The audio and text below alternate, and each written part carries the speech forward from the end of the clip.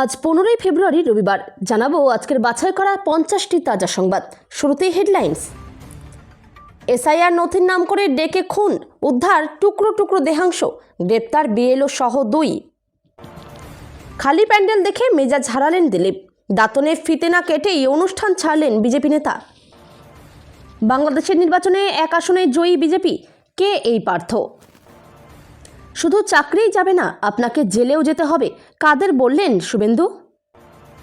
রাজ্য জুড়ে mega camp, একসঙ্গে যুবসাথী, লক্ষ্মীর ভাণ্ডার সহ একাধিক প্রকল্পে আবেদনের সুযোগ। পূর্বস্থলীতে তৃণমূলে ভাঙন, হুমায়ুনের শক্তি বাড়িয়ে জনতা উন্নয়ন পার্টিতে 200 পরিবার। আত্মহত্যা করেননি এপস্টাইন, গলা টিপে খুন করা হয়েছিল তাকে, ফরেনসিক বিশেষজ্ঞের দাবিতে শোরগোল। ডিএ নিয়ে আমরাও কমিটি গঠন করেছি, এবিপি আনন্দে এক্সক্লুসিভ সাক্ষাৎকারে মুখ্যমন্ত্রী আর কি জানালেন।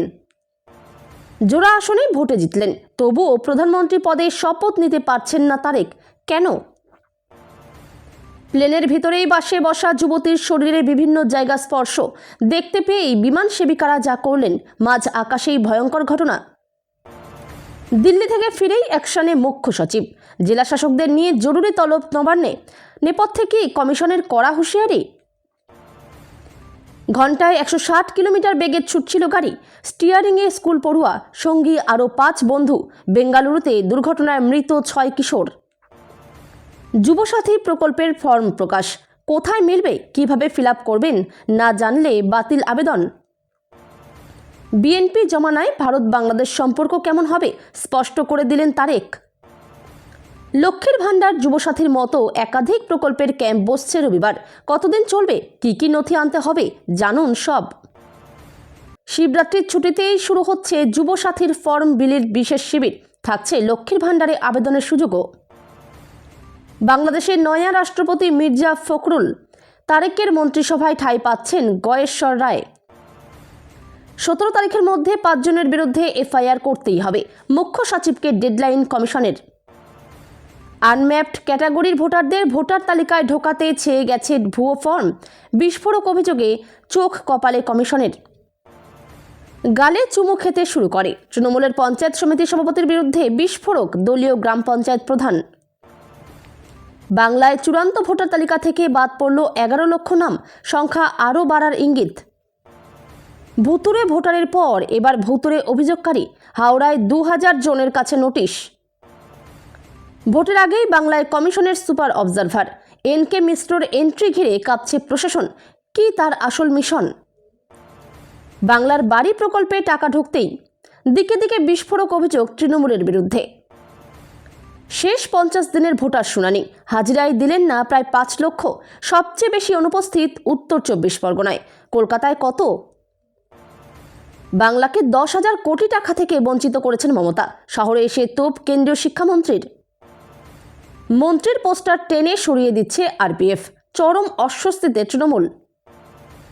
ভাতা প্রকল্পের হুড়োহুড়ি, মহিলাদের অ্যাকাউন্টে 5,000 টাকা দিল স্ট্যালিন সরকার, মমতাকেও টেক্কা। এমন মহামূর্খ বিরোধী দলনেতা কোনো দিন দেখিনি। মার্কিন বাণিজ্যিক চুক্তি নিয়ে রাহুলকে ধুয়ে দিল বিজেপি। ভোটার তালিকায় কি কারচুপি, এসআইআর নথিতে পরীক্ষা ছাড়াই সই করার নির্দেশ তৃণমূল নেতার, অভিযোগে তোলপাড়। হঠাৎ কি হলো, এসপি অফিস ঘেরাও কর্মসূচি বাতিল করলেন হুমায়ুন কবির, তবে কি পর্দার আড়ালে বড় কোনো ডিল? বিজেপির দখলে থাকা পঞ্চায়েতে প্রধানের অপসারণ চাইছেন বিজেপির সদস্যরাই, সঙ্গী তৃণমূল সিপিএম। কয়লা পাচার কাণ্ডে ইডির জোর তৎপরতা, বাজেয়াপ্ত 100 কোটির সম্পত্তি। বোলপুরে বিশাল বিস্ফোরণ, দ্বিতীয় বিশ্বযুদ্ধের জ্যান্ত মর্টার নিষ্ক্রিয় করল সেনাবাহিনী। চীন, পাকিস্তান নাকি ভারত, কাকে বেছে নেবে বাংলাদেশ, কি হবে হাসিনার, উত্তর দিলেন তারেক। হরিপদ বলেছে দানা ভরে দেবে। বিজেপি নেতাকে বেধড়ক মারধরের অভিযোগ তৃণমূলের বিরুদ্ধে। টাকা ফেরত চাইতে গিয়ে লাঠি পেটা জুটল ব্যবসায়ীর কপালে, অভিযোগের তীর বিজেপি নেতার দিকে। প্রতিবাদে পথে নামল তৃণমূল। রাজ্যে 10 লক্ষ চাকরির শূন্যপদ, তাও কেন ভাতা দিচ্ছেন মমতা, আসল কারণ ফাঁস করলেন শুভেন্দু। ভোটের আগেই চড়ছে পারদ, ক্রিমিনাল কটাক্ষ করতেই রাজ্যকে পাল্টা দিলেন অর্জুন। প্রেমিকের হাত ধরে রেজিস্ট্রি অফিসে উচ্চ মাধ্যমিক পরীক্ষার্থী, হঠাৎই থামলো বিয়ে, কিন্তু কেন? যুবসাথী ফর্ম ফিল আপ শুরুর আগেই চাকরির দাবি শুভেন্দুর, ভয় পেয়েছেন কটাক্ষ তৃণমূলের। ভোটের মুখে দায়িত্ব বৃদ্ধি জ্যোতিপ্রিয়র, 3 সাংগঠনিক জেলায় নির্বাচনী কোর কমিটি ঘোষণা তৃণমূলের। ইন্ডিগোর ফ্লাইটে বোমাতঙ্কের হুমকি, হুলস্থুল কলকাতা বিমানবন্দরে। তোলাবাজির টাকা না দেওয়ায় বরানগরে ব্যবসায়ীকে প্রাণে মারার হুমকি, অভিযুক্ত তৃণমূল নেতা শঙ্কর রাউত। এতক্ষণ শুনছিলেন আপনারা সংবাদ শিরোনাম, এবার শুনবেন বিস্তারিত। উত্তর 24 পরগনার বাদুড়িয়ায় এক চাঞ্চল্যকর খুনের ঘটনা সামনে এসেছে। এক যুবককে এসআইআর সংক্রান্ত কাগজপত্রের কথা বলে বাড়ি থেকে ডেকে নিয়ে গিয়ে খুনের অভিযোগ উঠেছে। ভয়ঙ্কর এই ঘটনায় এক বিএলও সহ 2 জনকে গ্রেপ্তার করেছে পুলিশ। ধৃত ওই বিএলওর নাম রিজওয়ান হাসান মণ্ডল ওরফে মন্টু। মৃত ওই যুবকের নাম নাসির আলী, বয়স 36। তিনি বাদুড়িয়ার পাপিলা এলাকায় থাকতেন, সেখানেই তার বাড়ি। পরিবার সূত্রে জানা গিয়েছে যে গত 9 ফেব্রুয়ারি সন্ধ্যায় নাসিরের কাছে একটি ফোন আসে। সেই ফোন কলে জানানো হয় যে এসআইআর এর জন্য আধার এবং ভোটার কার্ডের জেরক্স কপি নিয়ে তাড়াতাড়ি দেখা করতে হবে। ফোনকারী ওই ব্যক্তি নিজেকে এআরও হিসেবে পরিচয় দেন। তারপরই তাড়াতাড়ি করে বাড়ি থেকে বেরিয়ে যান নাসির। তারপর আর বাড়ি ফেরেননি তিনি। মোবাইলেও অনেকবার যোগাযোগ করা সত্ত্বেও কোনো খবর পাওয়া যায়নি তার। কোনো রকম খোঁজ না পেয়ে পরের দিন পরিবারের লোকজন বাদুড়িয়া থানায় নিখোঁজ ডায়েরি করে।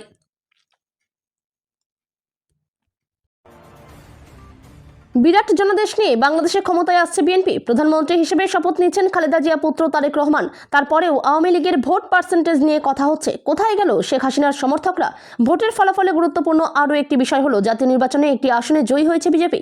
ধাক্কা খাবেন না, এই বিজেপি নরেন্দ্র মোদীর বিজেপি নয়, বরং বাংলাদেশ জাতীয় পার্টি। দলের প্রধান আন্দালিব রহমান পার্থ জয়ী হয়েছেন ভোলা 1 আসনে। যে রংপুর জাতীয় পার্টির গড়, সেখানে থেকেই উৎখাত হয়ে গিয়েছে এরশাদের জাতীয় পার্টি। তার জায়গা নিয়েছিল বাংলাদেশ জাতীয় পার্টি। রাজনৈতিক মহলের অভিমত, বিএনপির সঙ্গে আতাত না থাকলে অস্তিত্বই বিপন্ন হয়ে যেত বাংলাদেশ জাতীয় পার্টির। রংপুর বিভাগে নীলফামারী সদর আসন বাদ দিয়ে 32টি আসনে প্রার্থী দিয়েছিল জাতীয় পার্টি। কোনোটিতে পার্টি জেতেনি। দলের সাধারণ সম্পাদক গাইবান্ধার 2টি আসনে ভোট করলেও একটিতে তৃতীয় হয়েছেন, আরেকটিতে জামানত হারান। পশ্চিম মেদিনীপুরের দাঁতনে দলীয় কার্যালয় উদ্বোধন করতে গিয়ে এক নজিরবিহীন ও অস্বস্তিকর পরিস্থিতির মুখে পড়লেন বিজেপি নেতা দিলীপ ঘোষ। শুক্রবার মোহনপুরের নয়াগ্রামে এই অনুষ্ঠানের আয়োজন করা হয়েছিল, কিন্তু সেখানে পৌঁছে রীতিমতো স্তম্ভিত হয়ে যান প্রাক্তন সাংসদ। দেখা যায় নির্ধারিত অনুষ্ঠান স্থলে হাতে গোনা কয়েকজন নেতা উপস্থিত থাকলেও সাধারণ কর্মী সমর্থকদের দেখা নেই বললেই চলে। জনশূন্য প্যান্ডেল দেখে নিজের ক্ষোভ আর চেপে রাখতে পারেননি তিনি। পরিস্থিতি এমন পর্যায়ে পৌঁছয় যে শেষ পর্যন্ত মেজাজ হারিয়ে ফিতে না কেটেই অনুষ্ঠান স্থল ত্যাগ করেন দিলীপ ঘোষ। এই ঘটনাকে কেন্দ্র করে স্থানীয় বিজেপি নেতৃত্বের মধ্যে ব্যাপক চাঞ্চল্য তৈরি হয়েছে। দলের পক্ষ থেকে দাবি করা হয়েছে, সময়ের সঠিক সমন্বয় না হওয়ার কারণে মূলত এই বিভ্রাট ঘটেছে। অন্যদিকে দিলীপ ঘোষ নিজে এই লোকশূন্য অবস্থার কারণ হিসেবে চাষের মরশুমের দোহাই দিয়েছেন। তার মতে, কর্মীরা বর্তমানে মাঠে ব্যস্ত থাকায় অনুষ্ঠানে যোগ দিতে পারেননি। আর অ্যাডভাইজারি নয়, এবার অ্যাকশন চাই। নির্বাচন কমিশনের পদক্ষেপে অসন্তোষ প্রকাশ করে এই দাবি করেছেন বিরোধী দলনেতা শুভেন্দু অধিকারী। এদিন তিনি পরিষ্কার বলেছেন, নির্বাচন কমিশনের বিরুদ্ধেই তার অভিযোগ রয়েছে। পাশাপাশি ইআরও ও এআরওদের বার্তা শুভেন্দু বলেন, নির্বাচন কমিশনের পূর্ণ অধিকার আছে সোজাসুজি সাসপেন্ড এফআইআর করা। এরপরই কমিশনের উদ্দেশ্যে শুভেন্দুর বার্তা, আর কোনো অ্যাডভাইজারির মধ্যে থাকবেন না, পূর্ণ অধিকার আছে এফআইআর সাসপেন্ড করার। অ্যাকশন শুরু করুন। অপরদিকে তৃণমূল নেতা তন্ময় দাস বলেন, আইন অনুযায়ী যা যা করার রাজ্য সরকারের পক্ষ থেকে মুখ্য সচিব নিশ্চিতভাবে করবেন, কিন্তু এখানে রাজনীতির কোনো বিষয় নেই। দলের পক্ষ থেকেই মন্তব্য করারও কোনো বিষয় নেই। এখানেই শেষ নয়। শুভেন্দু ইআরও ও এইআরওদের উদ্দেশ্যে বার্তা দিয়ে বলেন, আপনারা এগুলো করবেন না। আপনি যদি বেআইনিভাবে অ্যাপ্রোচ করেন তাহলে তার দায়িত্ব আপনার। অরবিন্দ মিনা সহ যে ডিএমরা আপনাদের পরামর্শ দিচ্ছেন তার অডিও এখন পোর্টালে ঘুরছে। ভিডিও এসডিওদের কি বলছেন সব ঘুরছে। তাই ইআরওদের এইআরওদের বলবো, ডিএমদের কোনো নির্দেশ ভার্চুয়ালি নেবেন না, লিখিত অর্ডার ছাড়া করবেন না। শুধু চাকরি যাবে না, আপনাকে জেলেও থাকতে হবে। পশ্চিমবঙ্গ জুড়ে একসঙ্গে একাধিক সরকারি প্রকল্পের আবেদন নেওয়ার উদ্যোগ নিয়েছে প্রশাসন। বিধানসভা ভিত্তিক বিশেষ ক্যাম্পে এবার নতুন করে আবেদন করা যাবে লক্ষ্মীর ভাণ্ডার প্রকল্পে। পাশাপাশি যুবসাথী প্রকল্প, ক্ষেত মজুরদের বার্ষিক আর্থিক সহায়তা এবং কৃষকদের সেচের জল ব্যবহারের জলকর মকুব সংক্রান্ত আবেদনও জমা নেওয়া হবে। আগামী 15 ফেব্রুয়ারি থেকে 26 ফেব্রুয়ারি পর্যন্ত সরকারি ছুটির দিন বাদ দিয়ে প্রতিদিন প্রতিটি বিধানসভা এলাকায় এই ক্যাম্প চলবে। আগেই এই বিষয়ে ঘোষণা করেছিলেন মুখ্যমন্ত্রী মমতা বন্দ্যোপাধ্যায়। সম্প্রতি বিভিন্ন সংবাদপত্রে বিজ্ঞাপন দিয়ে জানানো হয়েছে যে লক্ষ্মীর ভাণ্ডারের নতুন আবেদনকারীরাও এই ক্যাম্পে আবেদন জমা দিতে পারবেন। বর্তমানে রাজ্যে প্রায় 2.42 কোটি মহিলা এই প্রকল্পের আওতায় আর্থিক সহায়তা পাচ্ছেন। নতুন আবেদন প্রক্রিয়ার মাধ্যমে আরও বহু মহিলা এই সুবিধার অন্তর্ভুক্ত হবেন বলে আশা করা হচ্ছে। ভোটের আগে নতুন দল করে ঝাঁপিয়ে পড়েছেন ভরতপুরের বিধায়ক হুমায়ুন কবির। এবার পূর্ব বর্ধমানেও জাঁকিয়ে বসল জনতা উন্নয়ন পার্টি। ভাঙন তৃণমূল ছেড়ে জনতা উন্নয়ন পার্টিতে যোগদান করল 200-র বেশি পরিবার। পূর্বস্থলী উত্তর বিধানসভা কেন্দ্রের কালেকাতলা 1 গ্রাম পঞ্চায়েতের কাঁঠালবেড়িয়া গ্রামে এদিন বিকেলে এই যোগদান কর্মসূচি চলে। তা নিয়েই এখন জোর চর্চা জেলার রাজনৈতিক আঙিনায়। পূর্বস্থলী উত্তর বিধানসভা কেন্দ্রের জনতা উন্নয়ন পার্টির জেলা সভাপতি পঙ্কজ গাঙ্গুলির নেতৃত্বেই চলে গোটা অনুষ্ঠান। তার হাত থেকে জনতা উন্নয়ন পার্টির দলীয় পতাকা হাতে তুলে নেন তৃণমূল থেকে আসা কর্মী সমর্থকেরা। নতুন দলে যোগ দিয়েই ক্ষোভ উগরে দিলেন ঘাসফুল শিবিরের বিরুদ্ধে। তাদের সাফ কথা, তৃণমূলের হাত ধরে এলাকায় কোনো উন্নয়নই হয়নি। তৃণমূল নেতারা শুধুই দালালি করে ন্যায্য বিচার পায় না, সে কারণেই তারা তৃণমূল কংগ্রেসের হাত ছেড়েছেন। রিয়াদ শেখ, পাপ্পু শেখেরা বলছেন, তৃণমূলের অত্যাচারের কারণে তৃণমূল ছেড়েছি। গ্রামে গ্রামে ঝামেলা হলে সব বিষয়েই দালালরাই নাক গলায়, কেউ সঠিক বিচার পায় না। আজ আমরা প্রায় 200 পরিবার জনতা উন্নয়ন পার্টিতে যোগ দিয়েছি।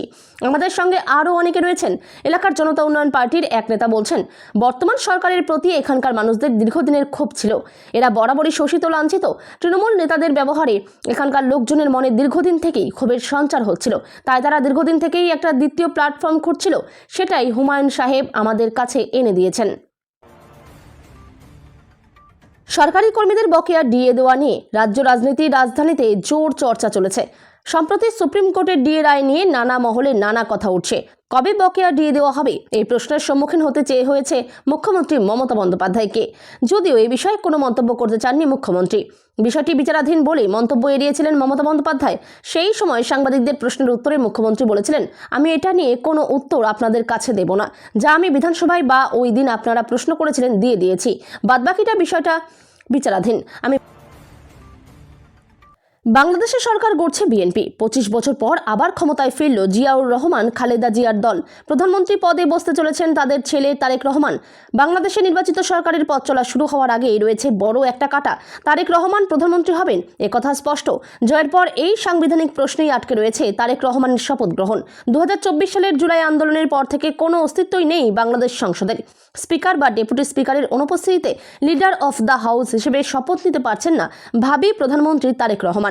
সেক্ষেত্রে আপাতত সম্ভাবনা অনুযায়ী শপথ পাঠ করাতে পারেন প্রধান নির্বাচন কমিশনার। গতকাল রাতে নির্বাচনী ফলাফলের গেজেট প্রকাশ করেছে বাংলাদেশ জাতীয় নির্বাচন কমিশন। প্রাথমিকভাবে ঠিক ছিল আজ শনিবারই শপথ নেবেন তারেক রহমান, কিন্তু নিয়ম অনুযায়ী গেজেট প্রকাশের পর 3 দিন অপেক্ষা করতে হবে শপথ গ্রহণের জন্য। সেক্ষেত্রে আগামী সোমবার বা মঙ্গলবার শপথ গ্রহণ অনুষ্ঠান হতে পারে। প্রধান উপদেষ্টার অফিস সূত্রে খবর, যেদিন সংসদ সদস্যরা শপথ নেবেন সেদিনই নতুন প্রধানমন্ত্রী ও মন্ত্রিসভার সদস্যরা শপথ নিতে পারেন। বাংলাদেশে শপথ গ্রহণ নিয়ে অচলাবস্থা কেন? বাংলাদেশের সংবিধান অনুযায়ী নবনির্বাচিত সংসদ সদস্যদের শপথ পড়াতে হয় বিদায়ী জাতীয় সংসদের স্পিকারকে। বাংলাদেশের দ্বাদশ জাতীয় সংসদের স্পিকার পদে ছিলেন শিরিন শারমিন চৌধুরী। নিয়ম অনুযায়ী তার মনোনীত ব্যক্তিও শপথ পাঠ করাতে পারেন, কিন্তু 2024 সালের সেপ্টেম্বরে স্পিকার পদ থেকে পদত্যাগ করার পর শিরিন শারমিন চৌধুরীকে আর প্রকাশ্যে দেখা যায়নি। বিদায়ী স্পিকারের সিদ্ধান্তের জন্য অন্তত 3 দিন অপেক্ষা করতে হবে। বিমানে সকলে উঠেছেন, টিকিট পরীক্ষা করে যাত্রীরা বসেছেন নিজের নিজের জায়গায়। সেই রকমই বিহারের এক বাসিন্দা উঠেছিলেন, আর তার পাশেই বসেছিলেন এক তরুণী। কিন্তু ওই ব্যক্তির পাশে বসে এমন অভিজ্ঞতা হবে কেউ ভাবতেও পারেননি। অভিযোগ, যুবতীর শরীরের একাধিক জায়গায় স্পষ্ট করতে থাকেন তিনি, আর তারপরই গ্রেপ্তার ওই ব্যক্তি। জানা গিয়েছে, কলকাতাগামী একটি বেসরকারি বিমান সংস্থার বিমানে উঠেছিলেন এক যুবতী। বিমানটি যখন কলকাতার আকাশে, সেই সময় বিহারের বাসিন্দা তার পাশের সিটে বসা এক যুবতীকে উত্ত্যক্ত করতে থাকেন বলে অভিযোগ।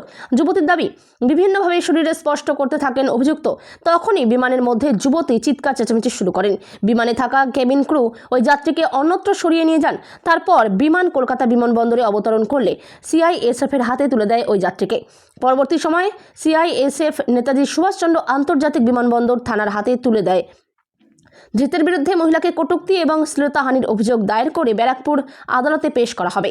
তবে বিমানের ভিতরে এমন ধরনের ঘটনায় রীতিমতো আতঙ্কিত ওই মহিলা। নিরাপত্তা নিয়ে প্রশ্ন উঠছেন তিনি।